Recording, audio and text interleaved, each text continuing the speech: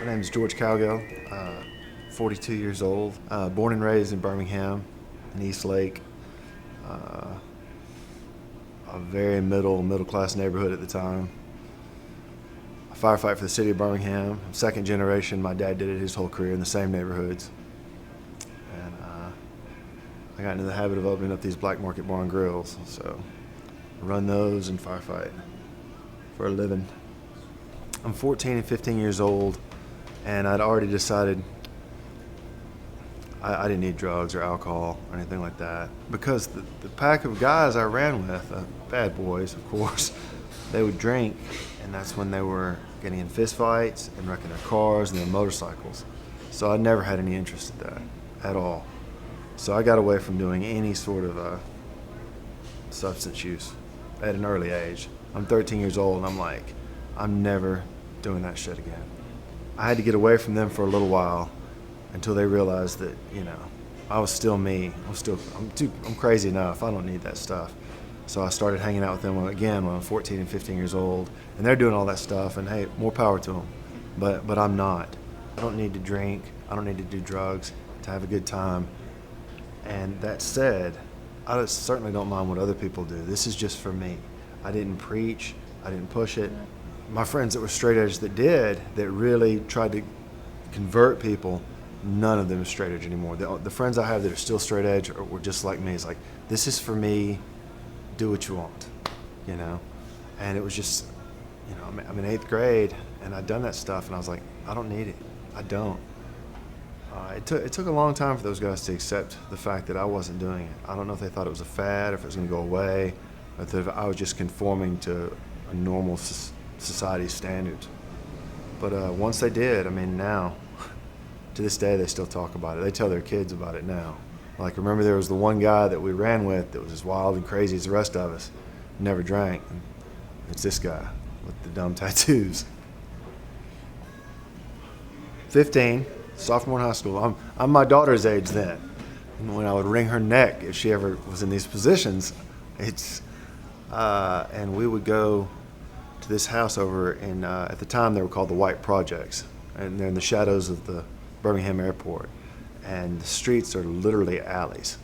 They very small, thrown together shanty houses, and this girl we ran with, she's 15 and her mom is 30, so you can do the math on that. And her mom is partying just like the rest of them. She would supply weed and alcohol, so we would flock over there. Them for the freedom to do what they wanted inside, not in a parking lot, and me just to hang out with my friends. And we were there, and she'd brought some bikers home.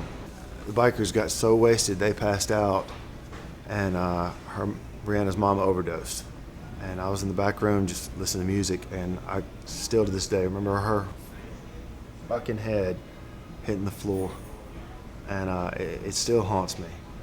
And I went in, and they were all trashed and freaking out, and I was pretty freaked out too, but I called 911, and the fire department shows up, of course, and my dad shows up, and it's 3 a.m., and my friends, they tell him, it's just like, George wasn't doing anything. He's like, I know. We'd already had the talk. He knew I didn't do anything. And he never told my mom, which my mom was the, oh my God, she would have wrung my neck, but my dad just, I don't know. I'll never forget that. And that had a big impact on me. Even then, I knew no matter what else I did, if anything, that I was going to be a firefighter. Most guys, a lot of guys can say that about their dads, that he's the greatest guy they've known or one of, and it's definitely true with me.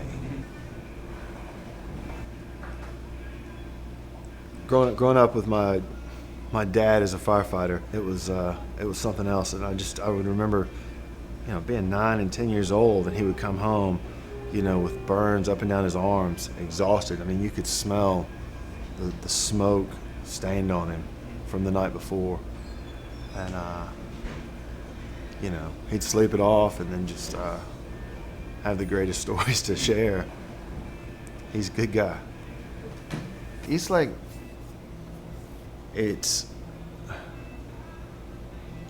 I'm not sure why I feel like I belong there so much as I do.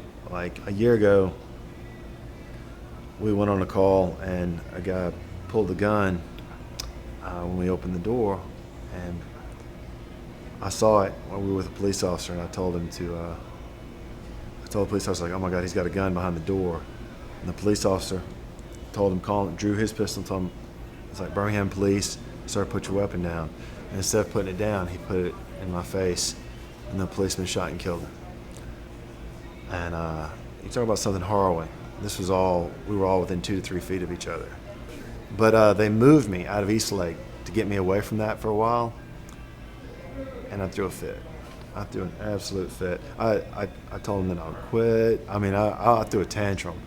And Station 19 in Eastlake, where I work, is the busiest in the state of Alabama.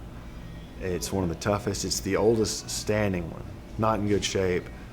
And after a month, they were like, if he wants to go back so bad, then fine, let him have it. And so they sent me back. I'm lucky with these jobs, Jeff, I swear. I was just like, I'd do them for free. I really would. I mean, if that was the kind of system we lived in, I'd do the same thing. Money's not, I don't ever really think about it. I like what I do. I really do. And my dad, seeing stuff like that I guess it's a huge reflection of why